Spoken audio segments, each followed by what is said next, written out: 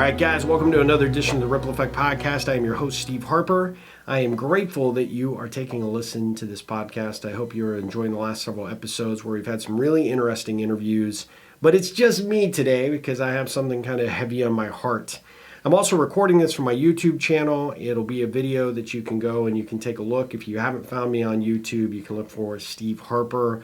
You'll find my channel. I've got a lot of Ripple videos up there. Hopefully that my ugly mug will not scare you from listening, because see, if you're just a podcast listener, you don't have to worry about being distracted by this ugly monstrosity of a face. But I am recording it because this is a message that I thought could be useful and helpful for a lot of you out there. And it actually stemmed from a different podcast that I record with my good friend, Dr. Asha Prasad. Last week, we were recording what we call an Instagram Live, where we were actually doing it for the podcast, but we were live on Instagram. We do Facebook Lives. We're kind of playing with some different mediums just to kind of, expose our message and our conversations to different audiences. And last week happened to be on Instagram Live, and we were talking about reflections of 9/11. And I won't go into the details necessarily what we talked about, so I encourage you to go look for the podcast, Conversations with Asha and Steve. You can find that on video as well. We have Conversations with Asha and Steve on YouTube as well. So you can see her beautiful face and this ugly mug. But you can also find the podcast anywhere you're getting this podcast. You'll find Conversations with Asha and Steve as well. During the course of that conversation, we were talking about reflections of what it meant 19 years ago to have that happen, right? That terroristic day that changed, if you were alive at that point, changed everything. How we travel, how we, evaluate where it's safe in the world to travel, and where our position as American citizens is relative to where we are or how we are viewed in other parts of the world, right? And we had never known terrorism to that degree, and there it came just shockingly in one full day, just in a coordinated effort that is still to this day leaves me speechless. And I won't go into the details of what we talked about. We were talking about where we were and what it's meant to us since that time. But a couple of things that came out of that have just stayed with me this past week that I thought were worth exploring here in this episode is how uniquely divided the country was back prior to that event, and how it took something like an act of terrorism for the country to come together. We dropped our labels of Republican and Democrat, and we stopped looking at each other as a divided society, and we came together in a way that I think, at least in my lifetime, was unprecedented. And it lasted, what I remember, for a good long while, right? And it was a uniting situation. Not that we would ever want to go through something nearly as tragic as that to do that again to us, but we are kind of actually in that situation and have been over the past few months with the COVID crisis. But it's a perfect storm. We have this crisis which should ironically bring us together, but yet we're divided because we have this mass debate and whether we should be, opening broadly for our businesses and just exposing everybody to get herd mentality or not. And there's all sorts of debate and concerns there we don't want to get into. There's also this political divide because we're in an election year. And of course, we have seen a lot of social unrest, whether it be whether we should be expunging statues that represent things from our past, to the Black Lives Matter movement, to the racial divide that is seeming to bubble up. And, I don't know, has it ever gone away, or has it just been silent, or is it now just being magnified because of several events by law enforcement and the different tragedies that have occurred relative to that? There's just a lot of unrest and a lot of frustration. And there's a lot of side picking, which has bothered me. And I was thinking back to the day, and it was actually a story that I really hadn't shared until we were recording last week's podcast, of an event that occurred after 9/11 that really showed me the power of looking beyond labels and looking beyond how people fit in a box or categorize, or how we categorize certain people. within a week or two of the airlines opening up, because as you'll remember, we were shut down for quite a while as we were trying to get our bearings as a country and make sure that things were safe and then we were safe to fly again. My buddy and I were headed to a NASCAR race in Talladega, Alabama. And we were flying from Austin to Houston to Birmingham.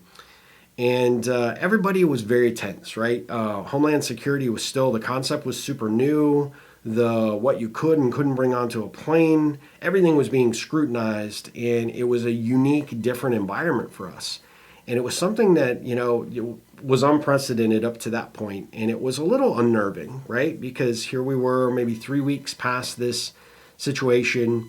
We were both, I think, very concerned about flying, but at the same time thought probably this is the safest time ever to fly. But you could see as people stood in line and kind of as they grouped towards the gate, right, there was this kind of side-eyeing going around and trying to figure out if there was a terrorist amongst us.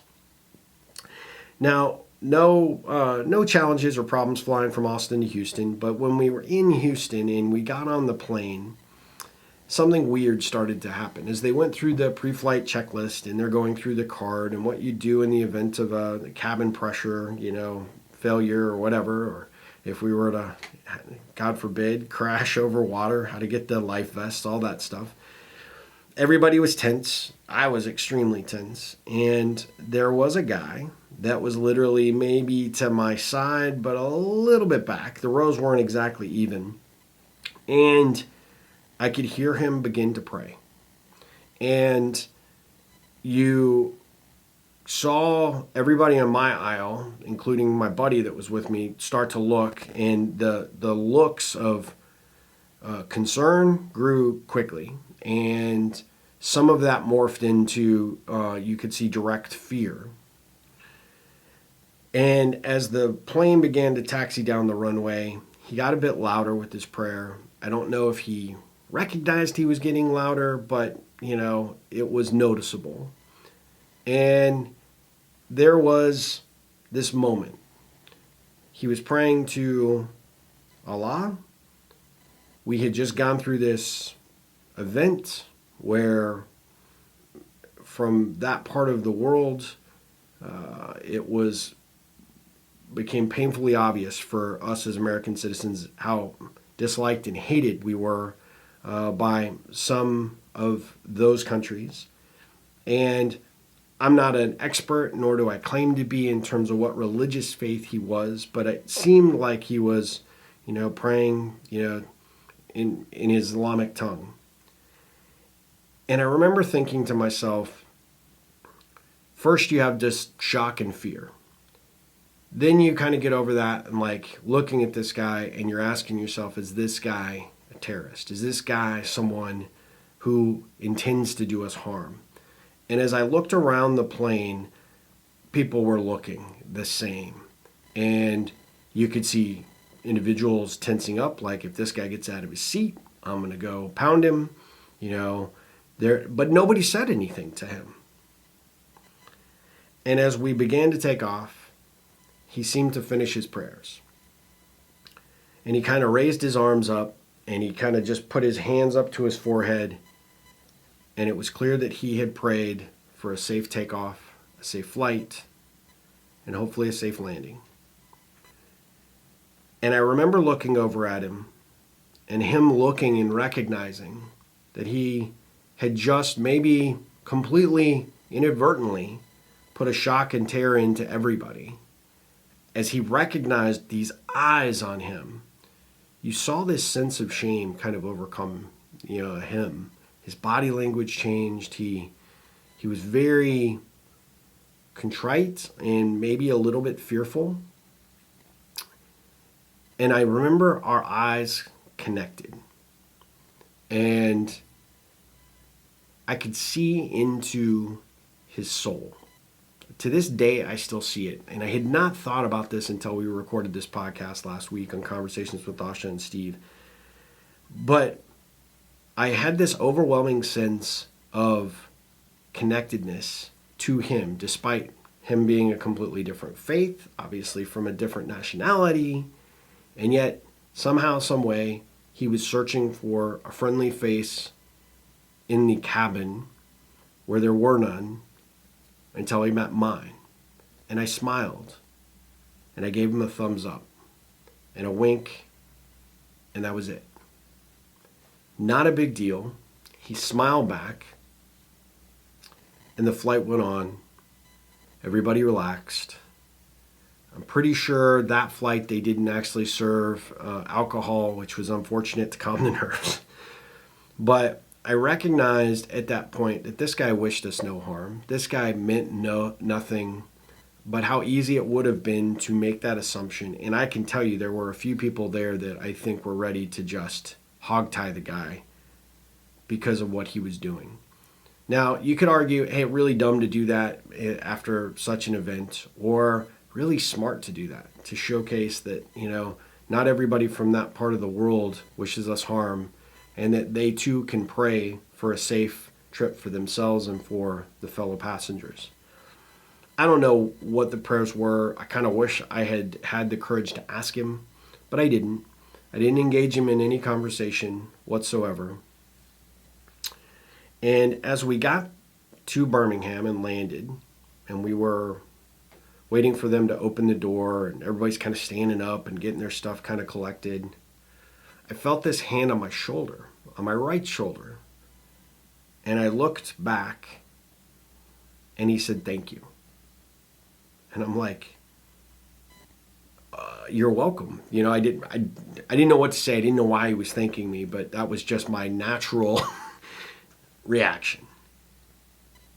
And he said, "I really appreciate it. I hope you have a great trip, wherever your final destination is." And I said, "I do hope the same for you."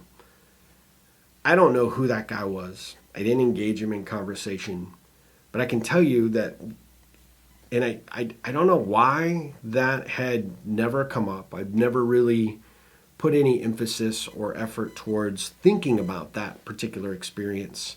But man, it was powerful. And you saw the other passengers who just an hour and a half, 2 hours before had looked at this guy with such disdain change. And I remember thinking to myself as I left the plane that this is what we need, right?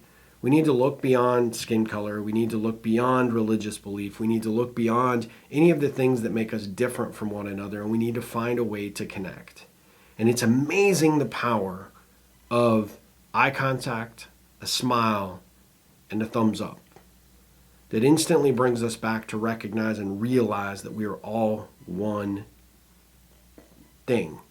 We're humans on the planet Earth trying to do the best we can, living the best lives that we possibly can, and that we all have our own hopes and we have our own dreams, that we're trying to just get through the day.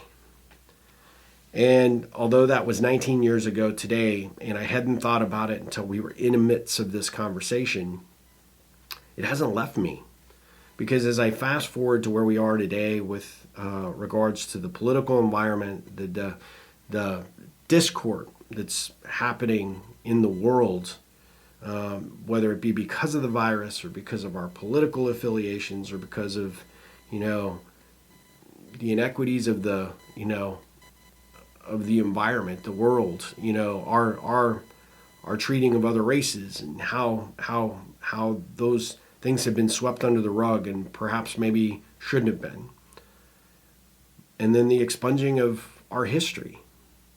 I'm not taking a side one way or the other. I'm not saying that there is a right or wrong answer. I'm just saying that it's amazing that in a moment of severe stress and potential worry, let me just be honest, the power of just trying to connect with another human being and how important that can be.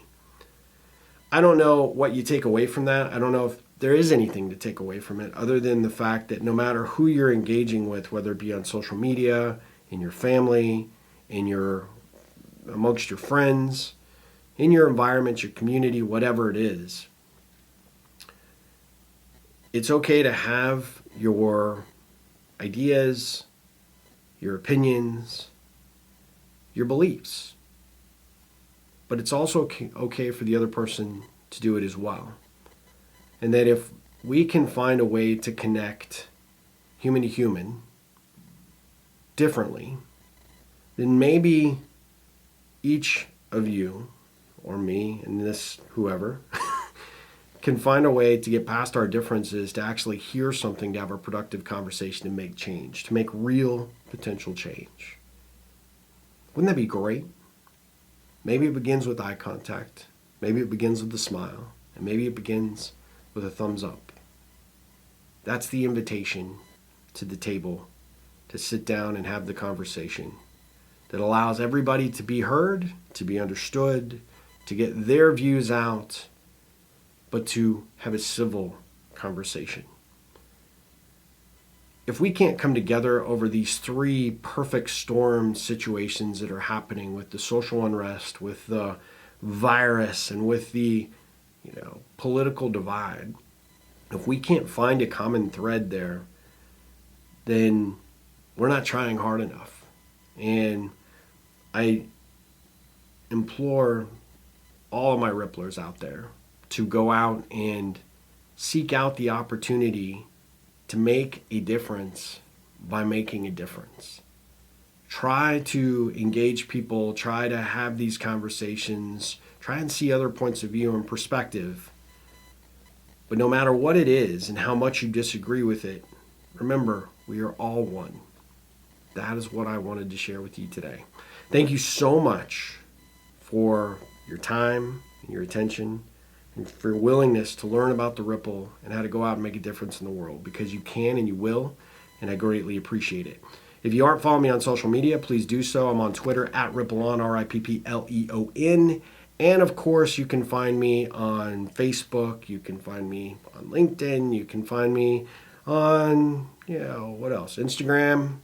And of course, my website, ripplecentral.com. If you're interested in sharing a comment or your thoughts about this episode, please do so. Please add a comment in the podcast if you are curious about leaving something. I think you'll be able to do that on YouTube as well when you see this video. But if you are interested in engaging in a further dialogue about this, what it meant to you, maybe what you agree with, maybe what you don't, I welcome any and all conversation on it. Feel free to drop me an email, steve@ripplecentral.com. As always, my friends, thank you so much for tuning in to the Ripple Effect podcast, for checking out the video on YouTube, for sharing it if you think it's relevant to someone in your network that might benefit. I appreciate you more than I can possibly ever say. But go out, make a difference out there in the world. Do good things, be kind to one another, and as always, Ripple on.